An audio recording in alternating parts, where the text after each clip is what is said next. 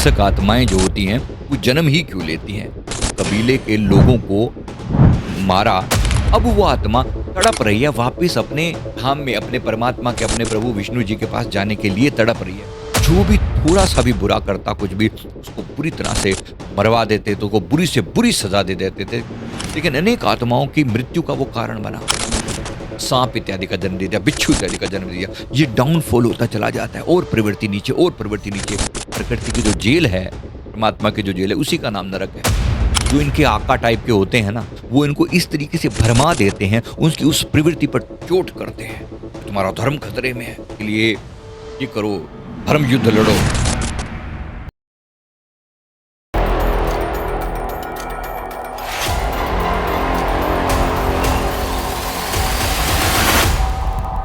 नमस्कार। आप में से किसी का एक प्रश्न है कि जो ये इतनी हिंसक घटनाएं होती हैं और हिंसक घटनाओं को करने वाले लोग होते हैं, जैसे लाल किला पर ये बम ब्लास्ट हुआ, तो ये इस प्रकार से ये जो लोग इस चीज़ को अंजाम देते हैं, जिन्होंने खुद को भी मार डाला और अपने आसपास में अनेक लोगों को एक के मरने का कारण बने, उनकी मृत्यु का कारण बने, ऐसे लोग किस मेंटेलिटी से जन्म लेते हैं? ये जन्म ही क्यों लेते हैं? इस तरह की हिंसक आत्माएं जो होती हैं वो जन्म ही क्यों लेती हैं? सवाल बहुत उत्तम है, इसलिए मैं इसका यहाँ पर जवाब दे रहा हूँ। आपके मन में भी प्रश्न आया हो तो नीचे कमेंट करके जरूर बताएं कि आपका भी सवाल है। अब इसका मैं जवाब देता हूँ। कार्मिक कारण क्या होता है? सबसे पहले आपने समझ ही लिया होगा मैं किसके बारे में बात कर रहा हूँ। जो इस तरह के लोग होते हैं, जो हिंसक आत्माएं होती हैं, सवाल ये है कि क्या सच में ये लोग भी किसी पर्पस से ही भेजे जाते हैं, या ये यहाँ कर ही इस प्रकार की गंदगी मचाना सीखते हैं? ऐसी जो हिंसक आत्माएं होती हैं, क्या ये इनके पीछे कोई आध्यात्मिक कारण भी होता है जो इस प्रकार की ये हरकतें करती हैं? जैसे रावण जैसी, कंस जैसी आत्माएं क्यों पैदा हुई? इसी प्रकार इस तरह के नकारात्मक लोग जो आतंक फैलाते हैं, ये क्यों पैदा हुए? इसके बारे में बात करते हैं। यहाँ पर एक बात मैं समझा दूं, परमात्मा बिल्कुल न्यूट्रल है। यहाँ पर एक एनर्जी सिस्टम काम कर रहा है।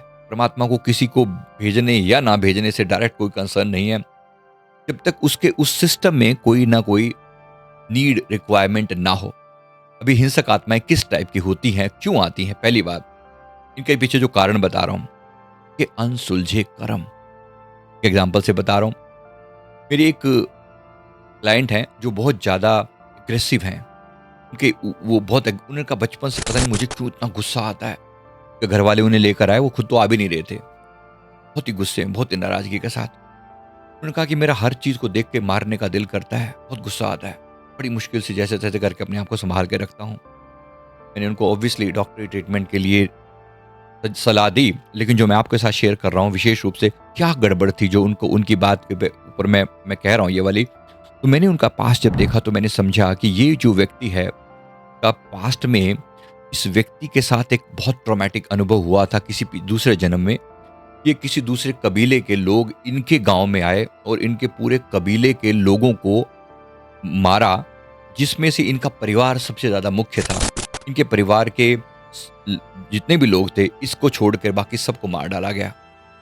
वो जो अंदर दर्द था, वो जो ट्रॉमा था, वो इतना मन में बंध गया कि अगर मेरे पास पावर होती मैं कुछ करता। इनके गुस्से से, फ्रस्ट्रेशन से भरा हुआ वो दिल, वो व्यक्ति आज जो है वो ऐसी हरकतें कर रहा है। आज उसका गुस्सा जगह जगह पर, हालांकि उसके बाद उसके और जन्म भी हुए जिसमें उन्होंने कुछ साधनाएं करी, गुरु की कृपा प्राप्त करी, तो कुछ हद तक उनका गुस्सा बहुत कंट्रोल है।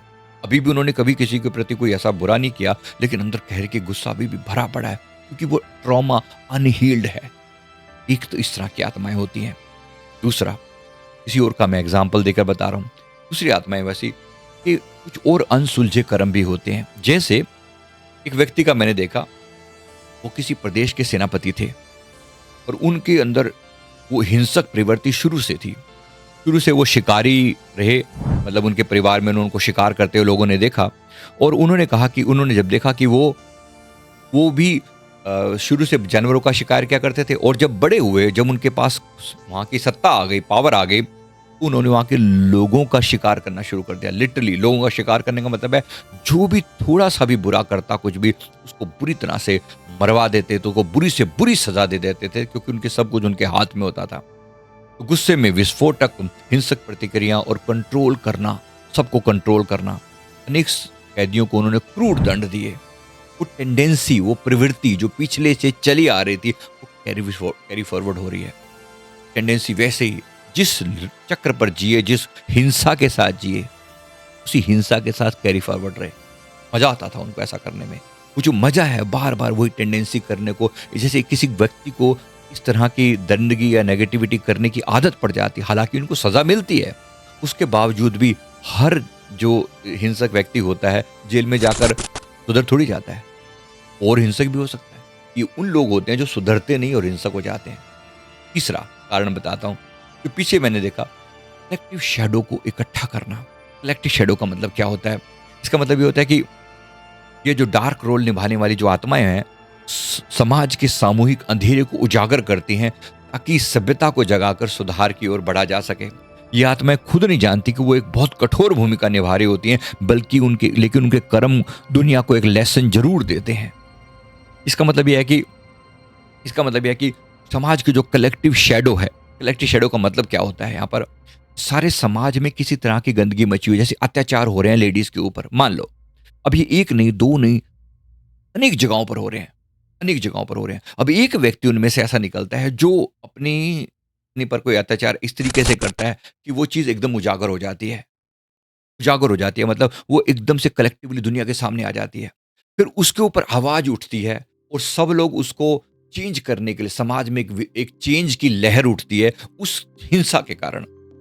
उस हिंसा के कारण एक चेंज की लहर उठती है और फिर अनेक लोग फिर समाज में कुछ उसके लिए जो भी सुधार रिक्वायर्ड होते हैं, संविधान में चेंज या कानून बनाना है, या समाज में एक जागरूकता आती है। उस हिंसा की वजह से समाज की जो कलेक्टिव डार्कनेस थी, इकट्ठी जो जगह जगह हो रही थी, जो प्रकट नहीं हो रही थी, वो किसी माध्यम से प्रकट होने लगती है। तो ये उसका भी परिचायक होती हैं। कुछ आत्माएं इस प्रकार की होती हैं। इनके साथ साथ एक और चीज जो होती है, कुछ आत्माएं ऐसी भी होती हैं जो स्वयं को ट्रांसफॉर्म करवाने के लिए ऐसा करती हैं। इसका मतलब क्या है? उदाहरण के लिए आपको पता होगा, जब रावण कोई सदा से रावण नहीं था। रावण का जो पहले का जन्म था, आपने सुना होगा उनके बारे में कि वो वास्तव में जय विजय नाम के जो द्वारपाल थे भगवान के द्वार पर, मतलब थे तो वो शुद्ध आत्माएं, लेकिन उनसे कुछ गलती हुई और उनका डाउनफॉल हुआ। अहंकार की वजह से उनका डाउनफॉल हुआ। अब वो आत्मा तड़प रही है वापिस अपने धाम में, अपने परमात्मा के, अपने प्रभु विष्णु जी के पास जाने के लिए तड़प रही है। वो क्या कर रही है? धरती पर आकर वो बुरे से बुरा कर्म कर रही है, ताकि भगवान उसे मारने के लिए आए, कि पाप का घड़ा भर जाए और भगवान उसका संहार करें, ताकि उसके मुक्ति प्राप्त और वापस आत्मा अपने वहां पर पहुंच सके। प्रेजेंट जीवन में अब कोई व्यक्ति के अंदर हिंसक प्रवृत्ति है, या किसी धर्म विशेष के प्रति बहुत ज्यादा लगाव है, या किसी भी चीज की जो चाहत है, काम, क्रोध, लोभ, मोह, अहंकार, ईर्ष्या, तृष्णा इत्यादि, कोई एक ऐसी इनके अंदर कुप्रवृत्ति है जो कि सामने वाला उसका फायदा उठाता है। कुछ जो इनके आका टाइप के होते हैं ना, वो इनको इस तरीके से भरमा देते हैं, उनकी उस प्रवृत्ति पर चोट करते हैं कि तुम्हारा धर्म खतरे में है, के लिए ये करो, धर्म युद्ध लड़ो। तो ये लोग अपनी HAD बोलते हैं, मतलब ये उसको उसमें धर्म युद्ध के टर्म दे दी जाती है, और फिर इनका जो दिमाग है वो पूरा ब्रेन वॉश करके उसमें वो नेगेटिव टेंडेंसी भरी जाती है, और फिर ये लोग इस तरह की हरकतें करते हैं। ज्यादातर लोग इस बात को ज्यादा एग्री करेंगे, है ऐसा डेफिनेटली है। और ये कितना खराब है, कितना खराब है।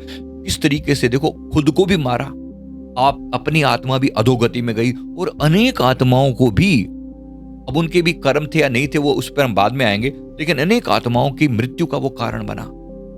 इस तरह के जो टेंडेंसी वाले लोग होते हैं, इनको डेफिनेटली इनको बड़े सुधार की जरूरत है, बड़ी मार की जरूरत है। आप सोचो, जो नरक जैसे प्रावधान हमारे यहाँ पर बताए गए हैं, वो नरक क्यों बने हैं? इसीलिए बने हैं। प्रकृति अपना हिसाब किताब करती है कि इसके अंदर की जो खोट है, इसके अंदर जो जड़ बना ली है उस बीमारी ने, इनका जो ट्रॉमा है, उसको अंदर तक जाके कैसे ठीक किया जाए। इसके लिए प्रकृति के जो सुधार गृह है, प्रकृति की जो जेल है, परमात्मा की जो जेल है, उसी का नाम नरक है।